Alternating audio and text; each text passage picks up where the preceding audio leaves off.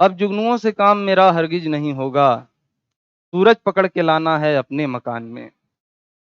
और लहरों से सीखा हमने जीने का तरीका, मौजों में बहना और अपनी धुन में रहना। तो बच्चों, जब आप पढ़ाई करते हो तो सिर्फ आप पढ़ाई नहीं करते, आपके साथ साथ आपके पेरेंट्स की उम्मीदें भी आपके साथ पढ़ती हैं। और उस उम्मीदों को कभी टूटने नहीं देना है बेटा, उस उम्मीदों को कभी टूटने नहीं देना है।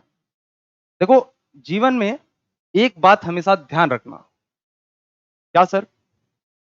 बेटा, समय किसी के लिए रुकता नहीं है, समय किसी के लिए नहीं रुकता।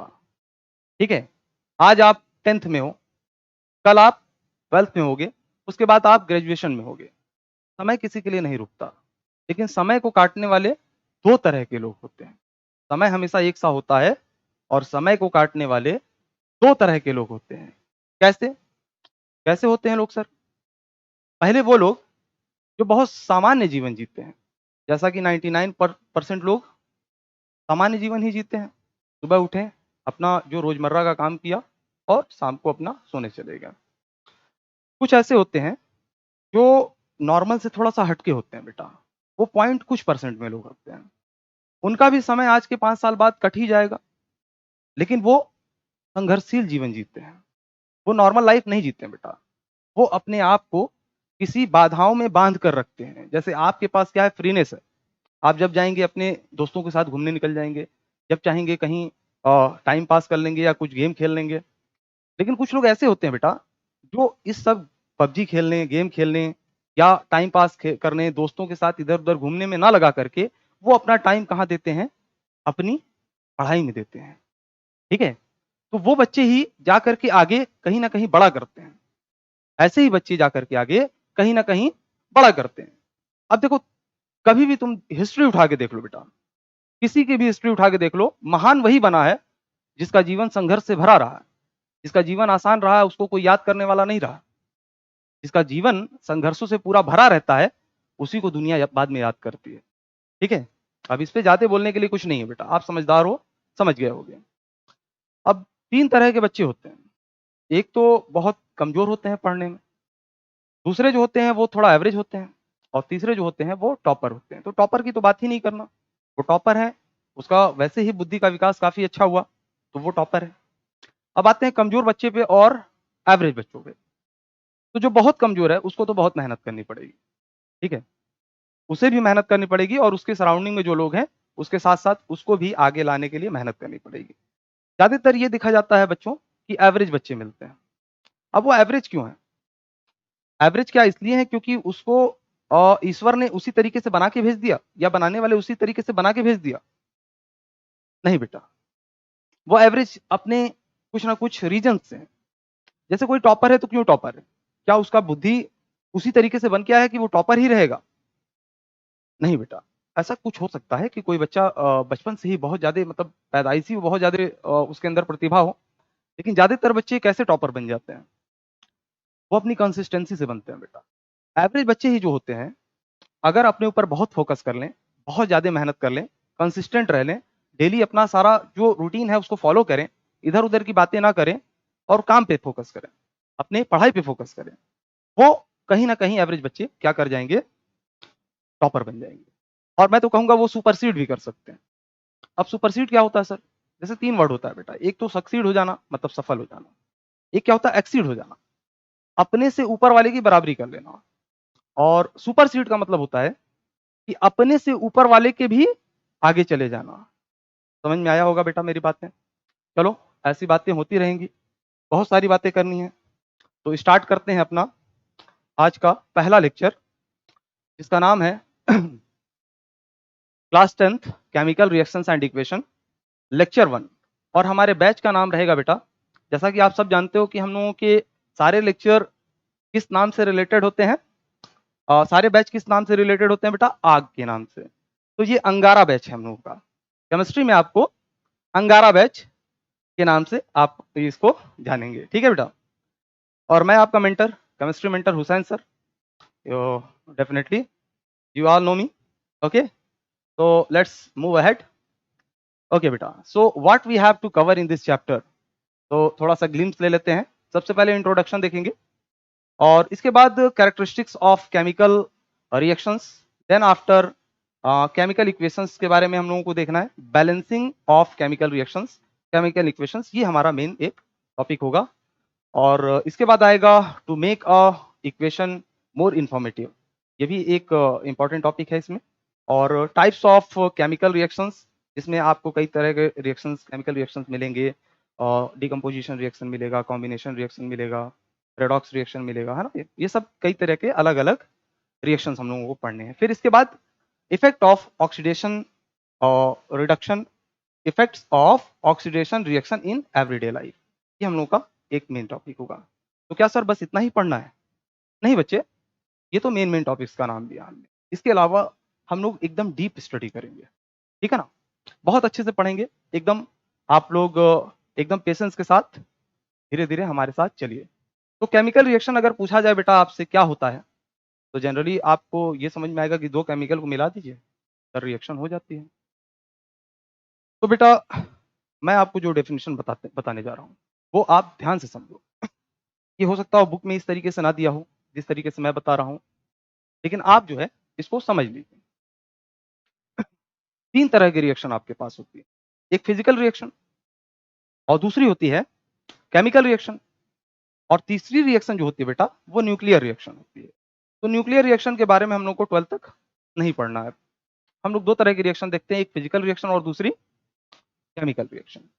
तो फिजिकल रिएक्शन क्या होता है बेटा? फिजिकल रिएक्शन जिसमें स्टेट वगैरह चेंज हो जाएगी, इसके बारे में अभी हम आएंगे। उससे पहले ये जान लो केमिकल रिएक्शन क्या होती है। किसी भी रिएक्शन को केमिकल रिएक्शन कहलाने के लिए ये नेसेसरी है कि उस रिएक्शन में इलेक्ट्रॉन का ट्रांसफर होना चाहिए। एक स्पीसी से दूसरी स्पीसी में अगर इलेक्ट्रॉन का ट्रांसफर हो रहा है तो वो क्या कहलाएगा बेटा? केमिकल रिएक्शन कहलाएगा। सर ट्रांसफर होता क्यों है इलेक्ट्रॉन? तो बेटा ये 9th में थोड़ा बहुत पढ़े होगे और 11th में बहुत इलेबोरेट में पढ़ोगे इस चीज को। तो मैं 10th में थोड़ा सा तो आपको ग्लिम्स देना पड़ेगा, क्योंकि मैंने पहले ही बोला कि आपको मैं डीप पढ़ाने वाला हूं। तो जब डीप पढ़ाना ही है तो आपको सबसे पहले इस जादुई चीज से आपको फैमिलियर होना पड़ेगा। आपने 9th में थोड़ा इसको देखा होगा, अब 10th में मैं, वैसे तो इसको आप लोग पीरियोडिक टेबल के जो चैप्टर है क्लासिफिकेशन ऑफ एलिमेंट उसमें आप पढ़ेंगे ही, लेकिन अभी मैं जो है इसको थोड़ा सा आप लोगों को बता देता हूं, उसके बारे में जनरल आइडिया आपको दे देता हूं। देखो बेटा क्यों इलेक्ट्रॉन का ट्रांसफर होता है, हम लोग बचपन में ये पढ़ते हैं एर्थ तक, क्या पढ़े हैं सर? मेटल, मेटल की डेफिनेशन पढ़े, मेटल और नॉन मेटल की डेफिनेशन कैसी होती है? Metal are malleable, ductile, sonorous, lustrous, high tensile strength, hard, बहुत सारी प्रॉपर्टी पढ़ते आए हैं। लेकिन मेटल की एक बेसिक जो डेफिनेशन आपसे अगर कोई पूछे तो ये जान लेना, metals are electropositive in nature. Metals are electropositive in nature. Sir इसका क्या मतलब हुआ? इलेक्ट्रोपॉजिटिव का मतलब बेटा ये हुआ कि इलेक्ट्रॉन को वो डोनेट करना चाहेगा। देखो किसी भी एटम के पास क्या होता है, जितने नंबर ऑफ प्रोटॉन होते हैं उतना ही उसका नंबर ऑफ इलेक्ट्रॉन होता है। अगर एटम न्यूट्रल है तो वही उसका एटॉमिक नंबर होता है, ठीक है बेटा। तो जितने प्रोटॉन है वही उसका एटॉमिक नंबर होगा। इलेक्ट्रॉन तो चेंज हो सकते हैं, प्लस माइनस, अगर कैटायन एनायन बनाए तो प्लस माइनस हो सकता है, लेकिन प्रोटॉन चेंज नहीं होता है केमिकल रिएक्शन में। हाँ आपके न्यूक्लियर रिएक्शन में हो सकता है, ठीक है, उसकी बात हम नहीं कर रहे हैं। और हम लोगों को 12th तक न्यूक्लियर रिएक्शन के बारे में बात नहीं करनी है बेटा, हम लोगों को केमिकल रिएक्शन के बारे में बात करनी है। तो इलेक्ट्रॉन ट्रांसफर क्यों होता है?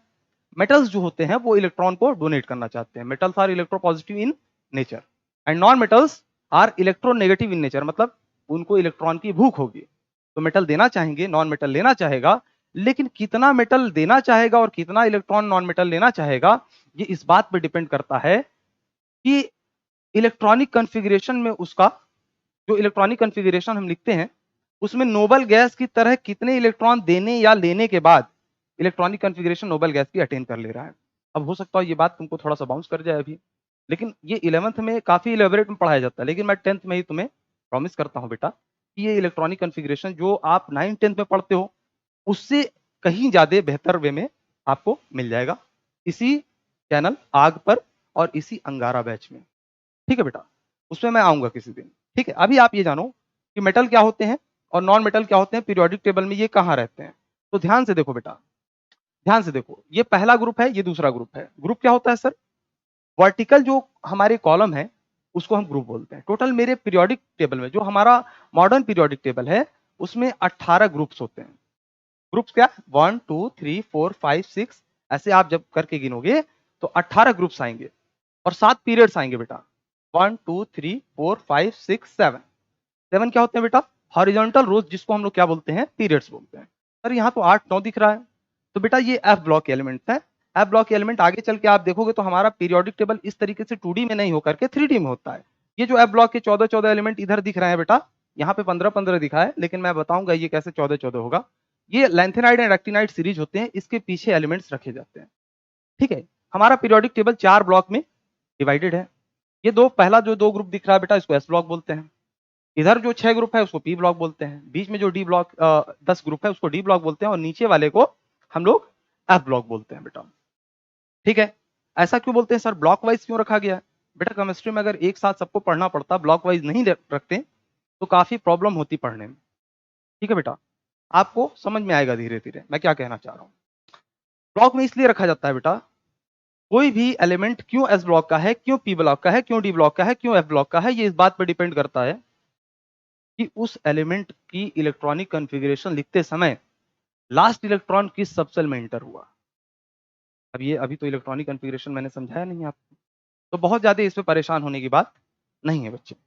ठीक है, देखो इसमें कुछ चीजें जान लो। मेटल्स कहाँ होते हैं सर? इसमें मेटल्स बेटा एस ब्लॉक में होगा।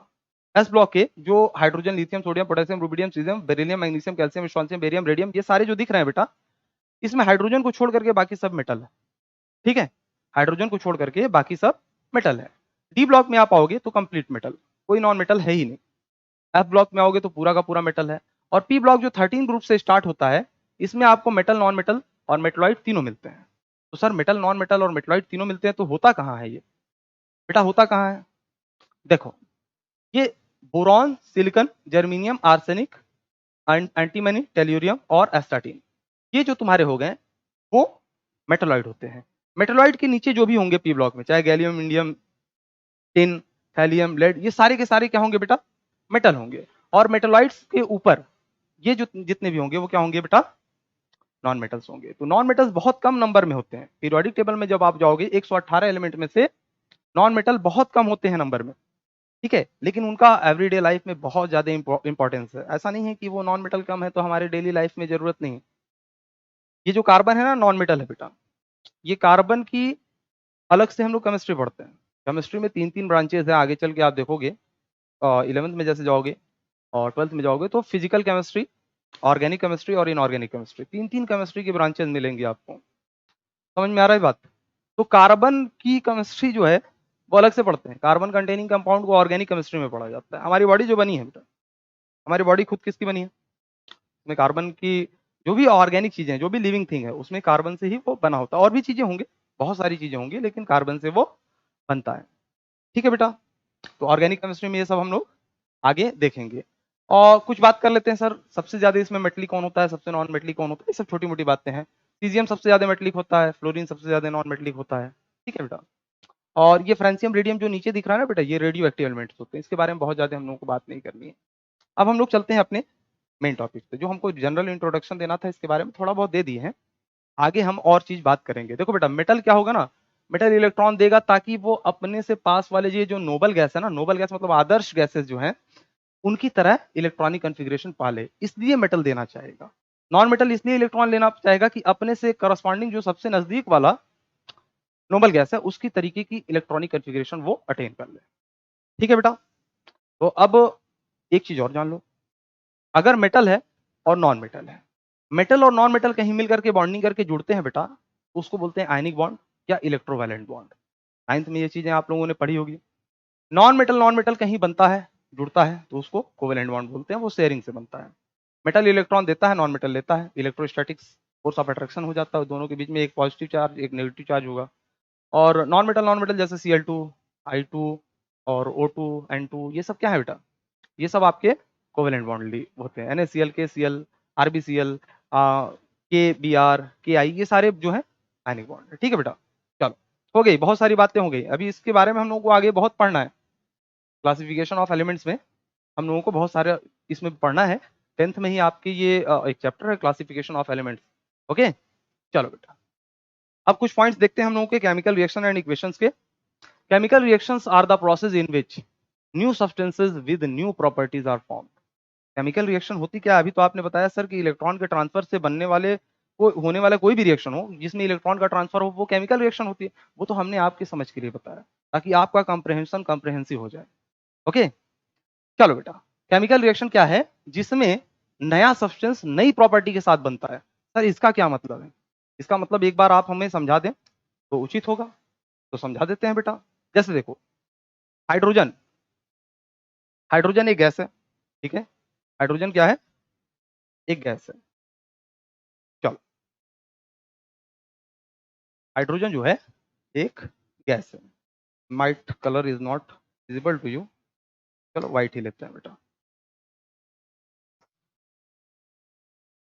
सभी लोग जानते हो बहुत लाइटर गैस होती है सर हाइड्रोजन, हाँ जानते हैं। इसकी और भी कैरेक्टरिस्टिक्स है, आगे पढ़ोगे। ऑक्सीजन, ये भी एक गैस है। जब ये मिलता है तो H2O बनाता है। सर ये तो बचपन से पढ़ते आ रहे हैं, बचपन से पढ़ते आ रहे हैं कि हाइड्रोजन और ऑक्सीजन जब कंबाइन होंगे तो वाटर बनेगा। लेकिन इसमें खास क्या है? इसमें खास है बेटा एक चीज, एक ऐसी चीज है जो आपको बहुत ध्यान देने वाली चीज है। हाइड्रोजन जो है बेटा ये जलता है, इसकी कैलोरीफिक वैल्यू बहुत हाई होती है। अब कैलोरीफिक वैल्यू क्या होती है? अगर 7th 8th में पढ़े होगे थोड़ा बहुत मालूम होगा। जो 1 ग्राम में ज्यादा मतलब हीट मतलब प्रोड्यूस करती हो। तो हाइड्रोजन जलता है, इसकी कैरेक्टरिस्टिक्स क्या है? जलने की। ऑक्सीजन क्या है? ये जलने में मदद करता है। अगर ऑक्सीजन नहीं है तो हाइड्रोजन जल नहीं सकता बेटा, ये तो आप जानते ही होंगे। अच्छा, ये जलता है, पॉप साउंड की तरह जलता है, पॉप साउंड के साथ जलता है। लैब में अगर आप जाओगे तो कभी अपने टीचर्स से जो लैब में होंगे उनसे बोलना कि सर हाइड्रोजन हाइड्रोजन हमने सुना है कि पॉप साउंड के साथ जलता है, तो इसको जला के दिखाइए। तो वो शायद सर आपको करा के दिखाएंगे आपको एक्सपेरिमेंट। हाइड्रोजन जलता है, ऑक्सीजन जलाता है, दोनों के कॉम्बिनेशन से नया चीज बना वाटर। हाइड्रोजन गैस थी, ऑक्सीजन भी गैस थी, दोनों को मिल करके क्या बना? वाटर बना। और वाटर की प्रॉपर्टी क्या है? ना ये जलता है और ना ही जलने में मदद करता है। ये क्या करता है बेटा? ये बुझा देता है, एक्सटिंग्विश कर देता है किसी चीज को, किसी जलते हुए फायर को। बात समझ में आया? तो इसी को बोलते हैं हम केमिकल रिएक्शन, जिसमें न्यू सब्सटेंस बना रिएक्शन में और क्या हुआ? नई प्रॉपर्टी के साथ बना। होप आपको बहुत अच्छे से ये चीज समझ में आया होगा। तो चलिए बेटा आगे के पॉइंट्स के बारे में कुछ हम लोग डिस्कस कर लेते हैं। During a chemical reaction, atoms of one element do not change into those of another element. Only a rearrangement of atoms takes place in a chemical reaction. क्या कह रहा है बेटा? ड्यूरिंग अ केमिकल रिएक्शन, किसी भी chemical reaction में किसी एक एलिमेंट का एटम किसी दूसरे एलिमेंट के एटम में चेंज नहीं हो जाता, सिर्फ और सिर्फ रीअरेंजमेंट ऑफ एटम होता है। रीअरेंजमेंट ऑफ एटम का क्या मतलब है सर? फिर से एक्सप्लेन करेंगे इसी से। हाइड्रोजन है, ऑक्सीजन के साथ रिएक्ट करके H2O बना लेता है। अब बेटा देखो, ये हाइड्रोजन है, H2O में जब आप जाओगे तो H2O जो है वो किस चीज का बना हुआ है? हाइड्रोजन और ऑक्सीजन का बना हुआ है। यहाँ भी हाइड्रोजन और ऑक्सीजन है, यहाँ भी हाइड्रोजन है और यहाँ ऑक्सीजन है। इस साइड भी देखोगे तो हाइड्रोजन और ऑक्सीजन ही है। तो हुआ क्या? बस रीअरेंजमेंट हो गया, ये दोनों आपस में जुड़ गए। ऐसा नहीं था कि हाइड्रोजन था हीलियम बन गया, ये ऑक्सीजन था फ्लोरीन क्लोरीन ब्रोमीन आयोडीन कुछ और बन गया। ये भी ऑक्सीजन ही है। देखो यहाँ लेफ्ट साइड भी हाइड्रोजन ऑक्सीजन दिख रहा है, राइट साइड भी हाइड्रोजन और ऑक्सीजन दिख रहा है बेटा। कुछ भी ऐसा नहीं हुआ कि दूसरे एलिमेंट में दूसरे एटम में बदल गया ना, उसी में है। बस क्या है? रीअरेंजमेंट बदल गया। अब इस रीअरेंजमेंट को हम लोग और आगे डिटेल में समझेंगे। ठीक है बेटा, हम नेक्स्ट पॉइंट देखते हैं। The substances which take part in a chemical reaction are called reactants. अब जो हमारा H2 plus O2 रिएक्ट करके H2O बना रहा है, तो H2 और O2 जो है वो क्या कहलाएगा? रिएक्टेंट कहलाएगा। रिएक्टेंट ही जब हम लेते हैं तो वो रिएक्ट करके प्रोडक्ट हमको देता है। तो हाइड्रोजन और ऑक्सीजन क्या होंगे हमारे उस रिएक्शन के लिए? रिएक्टेंट होंगे, और प्रोडक्ट मेरा क्या होगा? H2O होगा। वही बोल रहा है, the new substance produced as a result of chemical reaction are called products. Products क्या होंगे बच्चों?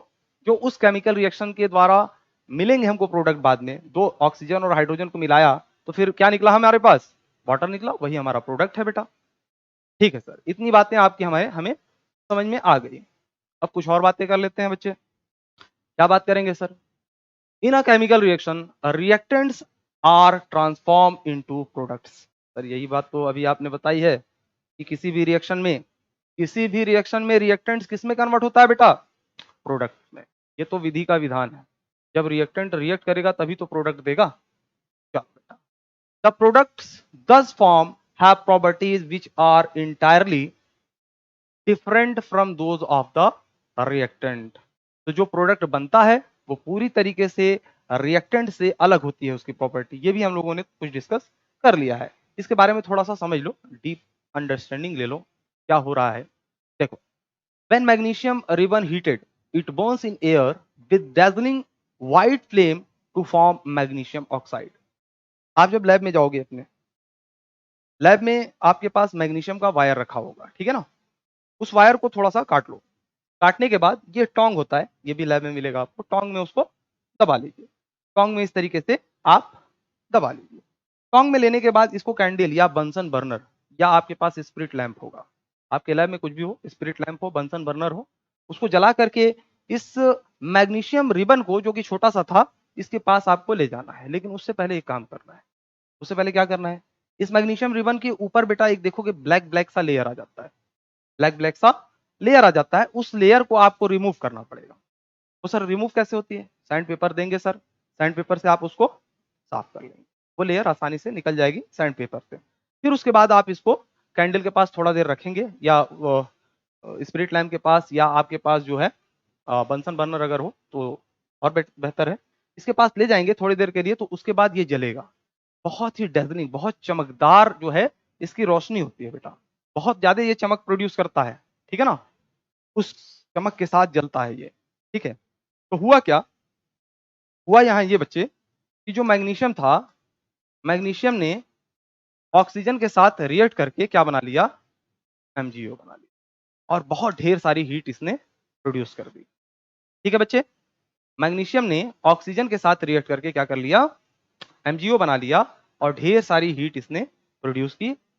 चलिए यहाँ पे देखिए, मैग्नीशियम रिबन है, ऑक्सीजन के साथ रिएक्ट करा रहे हैं, हीट दे रहे हैं। हीट देंगे तो इग्निशन टेम्परेचर मिलेगा इसको, और ये मैग्नीशियम ऑक्साइड व्हाइट कलर के पाउडर में कन्वर्ट हो जाएगा। और जो मैग्नीशियम ऑक्साइड व्हाइट कलर का पाउडर बनता है, उसके बारे में भी कुछ कैरेक्टरिस्टिक्स आप जान लें। उस व्हाइट पाउडर की कैरेक्टरिस्टिक्स ये है कि वो बेसिक इन नेचर है। एसिड बेस हम लोगों को पढ़ना है इसके बाद। तो बेसिक इन नेचर होने का क्या मतलब है सर? बेटा बेसिक इन नेचर होने का मतलब ये है कि जब आप उसको सोल्यूशन में डालेंगे, मतलब पानी में, आप उस जो व्हाइट कलर का पाउडर यहाँ पे निकलेगा, गिरेगा मैग्नीशियम को जलाने के बाद उस पाउडर को आप जब पानी में डालेंगे तो वो वाटर इनसॉल्युबल होगा, बहुत ज्यादा सॉल्युबल नहीं होगा, मतलब पार्शियली सॉल्युबल होगा, थोड़ा बहुत सॉल्युबल होगा। तो जब थोड़ा बहुत सॉल्युबल हो जाए, उसके बाद आपके लैब में दो तरह के आपको पेपर मिलते हैं लिटमस पेपर, एक ब्लू लिटमस पेपर और एक रेड लिटमस पेपर। आप इसके पास ब्लू लिटमस पेपर ले जाएंगे तो कोई चेंज नहीं होगा, उस सोल्यूशन में डाल के देखेंगे, जो व्हाइट कलर का पाउडर था पानी में डाला, उस पानी में सोल्यूशन घोलने के बाद उसमें आपने ब्लू कलर का क्या डाला बेटा, सर लिटमस पेपर डाला। उस लिटमस पेपर में कोई चेंज नहीं आएगा। इसका मतलब ब्लू अगर चेंज नहीं आ रहा, रेड में नहीं कन्वर्ट हो रहा है, इसका मतलब क्या है बेटा, कि वो सोल्यूशन एसिडिक नहीं है। आपने रेड कलर का पेपर डाला, रेड लिटमस पेपर लिया अपने टीचर से, उसमें डाला और देखा क्या मिल रहा है, आपका जो रेड कलर का लिटमस था बेटा वो ब्लू कलर में चेंज हो जाएगा। इसका मतलब ये सोल्यूशन कैसा था बेटा, बेसिक था। इसलिए बोलते हैं कि MgO फॉर्म जो हुआ वो बेसिक इन नेचर होगा। अब एक राज की बात तुमको बताते हैं, एसिड और बेस, तुम लोगों ने कहीं ना कहीं सुना होगा कि एसिड H+ देते हैं, बेस OH- देते हैं। हम तुमको जो डेफिनेशन बताने जा रहे हैं ये पूरे हमेशा के लिए याद रखना। बेस कौन होता है, जो इलेक्ट्रॉन को डोनेट करता हो, और एसिड कौन होता है, जो इलेक्ट्रॉन को लेता हो। ये लुईस थ्योरी आगे पढ़ेंगे, इलेक्ट्रॉन पेयर की बात होगी वहां पे। उससे पहले हम बता दें कि जो मेटल होते हैं वो इलेक्ट्रॉन डोनेट करते हैं, तो मेटल जब भी बिहेव करेंगे तो बेस की तरह करेंगे, ठीक है सर। मेटल के ऑक्साइड ये भी बेस की तरह काम करते हैं। मेटल के हाइड्रोक्साइड ये भी बेस की तरह काम करते हैं। मेटल कार्बोनेट और मेटल बाइकार्बोनेट ये सभी क्या है बेटा, ये सभी के सभी बेस की तरह काम करते हैं। तो कभी भी बस ये दिमाग में मत रखना आपने कि मेटल का हाइड्रोक्साइड ही बेस होता है या कोई भी हाइड्रोक्साइड ही बेस होता है, नहीं। Metal, metal oxide, metal hydroxide, metal carbonate और metal bicarbonate all are bases. ध्यान रखना बेटा, पूरी तुम्हारी 10th केमिस्ट्री में काम आएगा और आगे भी तुम्हें काम ये आता रहेगा, ठीक है बच्चे, इतना समझ में आ गया होगा। चलो अब कुछ देख लेते हैं फिजिकल चेंज और केमिकल चेंज के बारे में। फिजिकल चेंज क्या होता है बेटा, फिजिकल चेंज में no new substance is form. अब आपने क्या लिया, जैसे वाटर लिया, वाटर को आपने क्या किया, हीट कर दिया। हीट कर दोगे तो क्या होगा, बॉयल हो जाएगा। बॉयल, बॉइलिंग क्या होता है ये भी हम बताएंगे आगे, ठीक है। चलो अभी ये जान लो बस, बॉयल हो गया। तुम्हारे टर्म में क्या है कि इवेपोरेट हो जाना ही बॉयल है, मतलब हीट कर दिया, उड़ गया, बॉयल है, उसकी डेफिनेशन है कुछ टेक्निकल। तो तुमने उसको क्या किया, हीट किया, और वो वाटर किस में कन्वर्ट हो गया बेटा, वो कन्वर्ट हो गया तुम्हारा वेपर में। ठीक है, वाटर में जब वो था बेटा, जब वो वाटर था H2O लिक्विड था, और इसको जब आपने हीट दे दिया, ठीक ठाक 100 डिग्री सेंटीग्रेड हीट दे दोगे, तो किस में कन्वर्ट हो जाएगा बेटा, H2O गैसेस में कन्वर्ट हो जाएगा। क्या यहां से यहां तक चेंज होने में कोई फॉर्मूला चेंज हुआ? नहीं, यहां भी H2O था, रिएक्टेंट साइड भी और प्रोडक्ट साइड भी क्या था, क्या है, H2O ही है। इस वजह से यहाँ पे कोई भी यहाँ पे बॉन्डिंग में चेंज नहीं आया, मतलब पुराना बॉन्ड टूटा वगैरह नहीं, नया बॉन्ड कुछ बना नहीं। बस क्या है बेटा, उनके बीच में कुछ फोर्सेस ऑफ अट्रैक्शन की क्या हो गई, कमी हो गई। जब लिक्विड में था तो फोर्स ऑफ अट्रैक्शन ज्यादा था, गैस में गया तो फोर्स ऑफ अट्रैक्शन कम हो गया। देखो समझो, दो चीजें होती है, एक एनर्जी एस्केपिंग टेंडेंसी और एक होता है फोर्स ऑफ अट्रैक्शन। ओके, सबसे कम एनर्जी सॉलिड की होती है, और सॉलिड के जो पार्टिकल्स होते हैं उनके बीच में फोर्स ऑफ अट्रैक्शन सबसे ज्यादा होता है। लिक्विड इंटरमीडिएट होते हैं। लिक्विड में क्या होता है बेटा, लिक्विड में फोर्स ऑफ अट्रैक्शन भी लगभग ठीक ठाक होती है, और उसके बीच में उसके पास एनर्जी भी क्या होती है, ठीक ठाक होती है। एनर्जी ज्यादा होगी तो मॉलिक्यूल दूर दूर होंगे, फोर्स ऑफ अट्रैक्शन अपने आप कम हो जाएगी। ठीक है बेटा, गैसेस क्या होते हैं बेटा, गैसेस के पास एनर्जी सबसे ज्यादा होती है और उसके पार्टिकल क्या होते हैं, सबसे ज्यादा दूर दूर होते हैं। तो देखो बेटा, सॉलिड कुछ इस तरीके का होगा, उसके पार्टिकल क्लोजली पैक्ड होंगे, और लिक्विड के पार्टिकल थोड़े दूर दूर होंगे, जो कि रिलेटिव रैंडम मोशन कर सकते हैं। रिलेटिव रैंडम मोशन भी हम समझाएंगे आपको क्या होता है। और गैसेस के जो पार्टिकल होते हैं बेटा, वो काफी दूर दूर होते हैं, उनके बीच में फोर्स ऑफ अट्रैक्शन लगभग नेग्लिजिबल होता है। ठीक है बेटा, इसकी एनर्जी सबसे कम, जब एनर्जी कम होती है तो कंडेंस होना लगता है। ठीक है, पास पास आने लगते हैं, ऐसे सोचो, एनर्जी बहुत कम, फोर्स ऑफ अट्रैक्शन बहुत ज्यादा। एनर्जी क्या है, ठीक ठाक है, फोर्स ऑफ अट्रैक्शन भी ठीक ठाक है, लिक्विड स्टेट। और गैसेस में क्या है, एनर्जी बहुत ज्यादा हो गई, अब गैसेस दूर दूर चले गए उसके पार्टिकल्स, ठीक है ना बेटा, तो इसके बीच में फोर्स ऑफ अट्रैक्शन बहुत कम होगा, नेग्लिजिबल होगा बेटा। ठीक है, चलो अब आगे कुछ बात कर लेते हैं। चलो सेकंड पॉइंट, पहला क्या था, फिजिकल चेंज में कोई नया सब्सटेंस तो बनेगा नहीं। हमने बताया कि भाई वाटर जो है लिक्विड स्टेट में है, आपने हीट कर दिया, किसमें कन्वर्ट हो गया बेटा, गैसेस में कन्वर्ट हो गया, वो वेपर में कन्वर्ट हो गया। आप उसको ठंडा कर दो वाटर को, किसमें बदल जाएगा, आइस में बदल जाएगा, सॉलिड बन गया। अच्छा, एक क्वेश्चन है मेरा आप लोगों से, एक क्वेश्चन है बेटा, क्वेश्चन क्या है कि जब हम लोग बर्फ को पानी में डालते हैं, बर्फ को कहाँ डालते हैं बेटा, पानी में डालते हैं, तो बर्फ पानी के ऊपर तैरने लगता है। अब आप लोग कहोगे सर डेंसिटी जो होता है बर्फ की कम होती है वाटर से, इसलिए वो डूबता नहीं। ये आंसर नहीं है बेटा, ये फिजिक्स में आंसर है, केमिस्ट्री में आंसर कुछ और है। आप लोग इसको खोज करके कमेंट बॉक्स में लिखोगे, मैं समझाऊंगा आगे, मैं जरूर समझाऊंगा बेटा। ओके, आप इस चीज को कमेंट बॉक्स में लिखोगे कि सर जो सॉलिड है, आइस जो है सॉलिड है, वो अपने ही लिक्विड में मतलब वाटर में डूबता क्यों नहीं, ये आप लोग कमेंट में बताओगे मुझे। अब मैं देखना चाहता हूँ आपकी इंटेलेक्चुअलिटी कितनी है, आप कितने प्रूडेंट हैं, आप कितने सगासियस हैं, आप कितने तेज बुद्धि के हैं, how much wisdom you have. Okay, चलो, no new substance is formed हो गया, physical change. A new substance is formed, chemical change. अभी हमने बताया था कि केमिकल चेंज में क्या होगा बेटा, इलेक्ट्रॉन का ट्रांसफर होगा, पुराने बॉन्ड्स टूटेंगे जैसे हाइड्रोजन H2 और O2, O2, इसमें क्या होगा बेटा,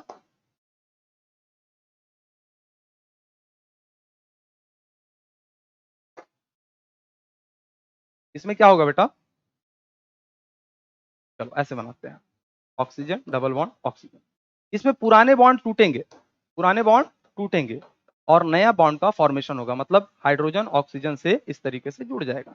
अब कैसे टूटता है कैसे बनता है इसके बारे में बहुत ढेर सारी बातें करनी है आगे।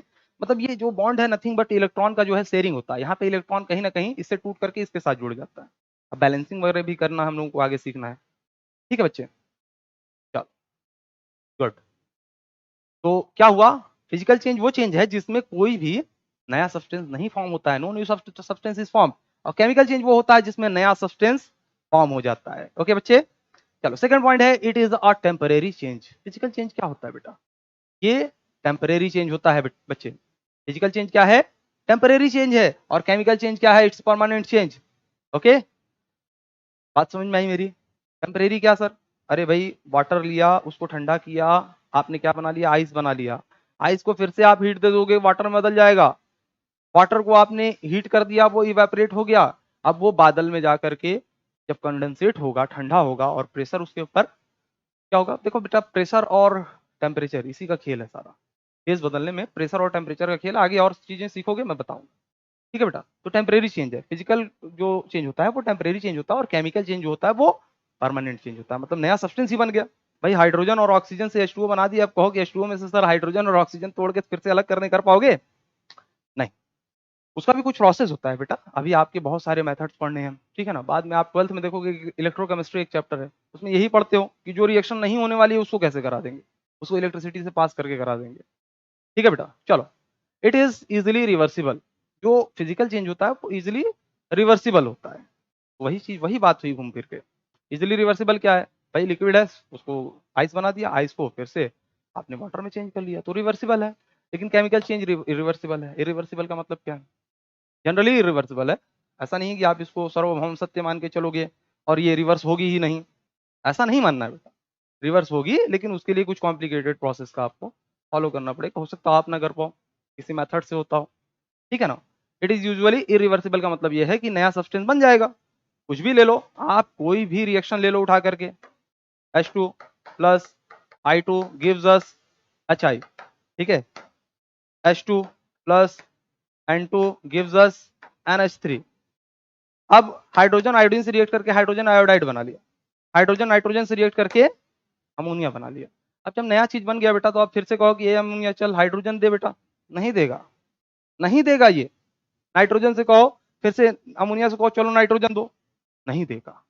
तो जब रिएक्शन को बैक करना आसान ना हो तो उसको इरिवर्सिबल बोलते हैं। और फिजिकल चेंज में हमने बताया है कि आइस को आप लिक्विड में कन्वर्ट कर सकते हो, लिक्विड को फिर से आइस में कर सकते हो।